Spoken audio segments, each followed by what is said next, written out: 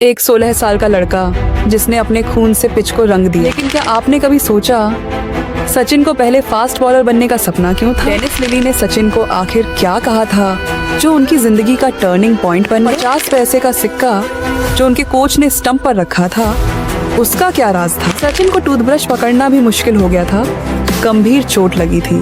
लोग कह रहे थे करियर खत्म हो जाएगा, लेकिन क्या हुआ आगे? शेन वॉर्न ने क्यों कहा कि सचिन उनका नाइटमेयर है? वो क्या पल था जब पूरा हिंदुस्तान एक साथ खड़ा हुआ और एक नाम को चीयर किया।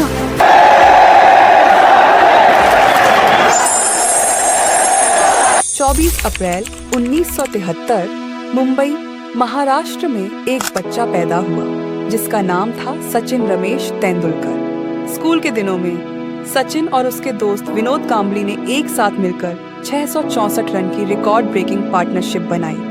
लेकिन क्या आपको पता है सचिन को पहले फास्ट बॉलर बनने का सपना था।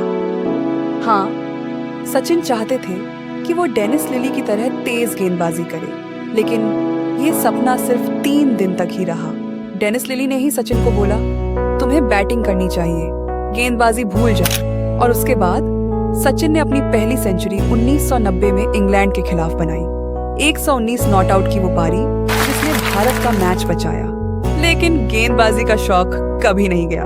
सचिन नेट्स में 17 यार्ड से गेंदबाजी करता था और कभी कभी तो डेनिस लिली बनकर भी। लेकिन क्या आप जानते हैं कि सचिन को वो जुनून और अनुशासन किसने सिखाया? वो थे रमाकांत आचरेकर सर, सचिन के गुरु और पहले कोच।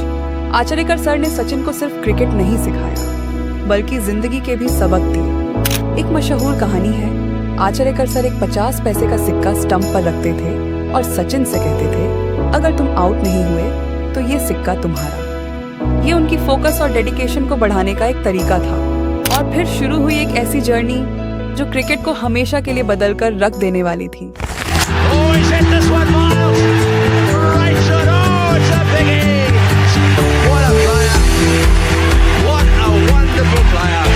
साल था 1989 जब सचिन सिर्फ 16 साल के थे और उनका इंटरनेशनल डेब्यू हुआ पाकिस्तान के खिलाफ। सोचिए, एक 16 साल का बच्चा जो कल तक स्कूल क्रिकेट खेल रहा था, आज वसीम अकरम और वकार यूनिस जैसे खतरनाक गेंदबाजों का सामना कर रहा है। और फिर वो पल आया जब वकार यूनिस ने एक तेज बाउंसर डाला जो सचिन के नाक पर लगा, खून बहने लगा। सबने सोचा ये बच्चा अब उठकर चला जाएगा, लेकिन सचिन ने हार नहीं मानी। उन्होंने अपना हेलमेट ठीक किया और अगली गेंद को बाउंड्री पर मारा। ये था सचिन का जुनून, वो जुनून जो उन्हें क्रिकेट का सबसे बड़ा लेजेंड बनाने वाला था। 1998 Chennai test match. Shane Warne जो क्रिकेट के सबसे खतरनाक स्पिनर थे, उनके लिए सचिन एक नाइटमेयर बन गए। सचिन ने वॉर्न की स्पिन की ऐसी क्लास ली कि पूरा ऑस्ट्रेलिया डर गया। 155 नॉट आउट की वो पारी जिसमें वॉर्न ने बाद में माना कि वो सोते हुए भी सचिन के शॉट सोचते रहते थे। सचिन ने साबित कर दिया कि वो हर चुनौती का जवाब दे सकते हैं। 99 विश्व कप सचिन के लिए एक बहुत ही भावुक दौर था। उस विश्व कप के दौरान उनके पिता रमेश तेंदुलकर की डेथ हो गई। सचिन भारत वापस आए, लेकिन बाद में फिर विश्व कप खेलने के लिए वापस गए। केन्या के खिलाफ सचिन ने एक भावुक पारी खेली, 140 नॉट आउट रन सिर्फ 101 गेंदों में। जब उन्होंने अपना बैट आसमान की ओर दिखाया, अपने पिता को समर्पित करते हुए पूरा स्टेडियम रोने लगा। ये वो पल था जब सचिन ने दिखाया कि वो सिर्फ एक क्रिकेटर नहीं, बल्कि एक फाइटर है। 2000 के शुरुआती सालों में सचिन को टेनिस एल्बो की समस्या हुई। इतना दर्द था कि उन्हें टूथब्रश पकड़ने में भी दर्द महसूस होता था। लोग कह रहे थे कि शायद सचिन का करियर खत्म हो जाएगा, लेकिन सचिन ने हार नहीं मानी। उन्होंने बहुत मेहनत की, रिहैबिलिटेशन किया और एक मजबूत कमबैक किया। उस कमबैक के बाद उन्होंने कई मैच विनिंग परफॉर्मेंस दिए और सबको याद दिलाया कि वो लिटिल मास्टर क्यों कहलाते हैं। सचिन की जिंदगी सिर्फ क्रिकेट तक सीमित नहीं थी। उनके परिवार ने हमेशा उनका साथ दिया। उनके पिता रमेश तेंदुलकर एक मशहूर मराठी उपन्यासकार थे और उनकी माँ राजी तेंदुलकर ने उन्हें हमेशा प्रोत्साहित किया। 1995 में सचिन ने अंजलि मेहता से शादी की। अंजलि एक पेडियाट्रिशियन थी। उनके 2 बच्चे सारा और अर्जुन ने उनकी जिंदगी में नई खुशी भर दी। इंटरनेशनल क्रिकेट के बाद सचिन ने आईपीएल में भी अपना जादू दिखाया। मुंबई इंडियंस के लिए खेलते हुए उन्होंने युवा खिलाड़ियों को गाइड किया और अपने अनुभव से टीम को जीत का रास्ता दिखाया। 2010 आईपीएल सीजन में सचिन ने 618 रन बनाए और प्लेयर ऑफ द टूर्नामेंट का खिताब जीता और 2013 आईपीएल फाइनल में उन्होंने मुंबई इंडियंस को अपना पहला आईपीएल टाइटल दिलाया, वो भी उस सीजन में जब उन्होंने रिटायरमेंट लिया था।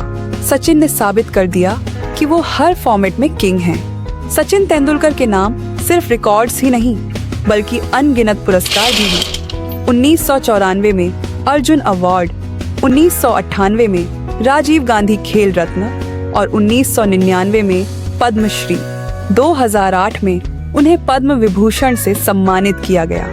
लेकिन सबसे बड़ा सम्मान था 2014 का भारत रत्न। ये पुरस्कार पाने वाले वो पहले खिलाड़ी थे।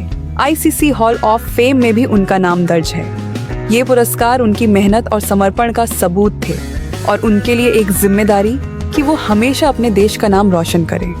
सचिन की ग्रेटनेस को सिर्फ अवार्ड्स ही नहीं बल्कि क्रिकेट के सबसे महान खिलाड़ी डॉन ब्रैडमैन ने भी माना।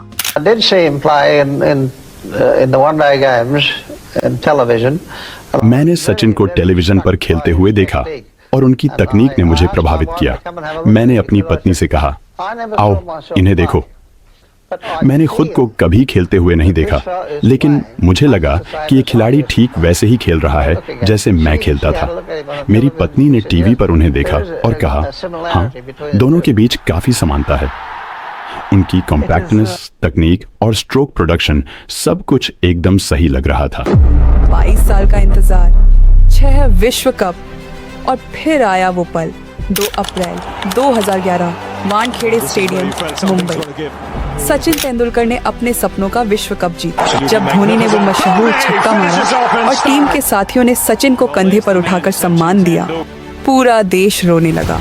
ये सिर्फ एक ट्रॉफी नहीं थी, ये उन बलिदानों का नतीजा था जो सचिन ने 22 सालों तक किया। 14 नवंबर 2013 वो दिन जब सचिन ने वेस्ट इंडीज के खिलाफ अपना आखिरी टेस्ट मैच खेला। वानखेड़े स्टेडियम में पूरा हिंदुस्तान रुक गया था। सचिन ने अपनी रिटायरमेंट स्पीच दी और उस स्पीच में उनके आंसू और हम सबके आंसू एक हो गए और क्रिकेट का सबसे बड़ा लेजेंड रिटायर हो गया।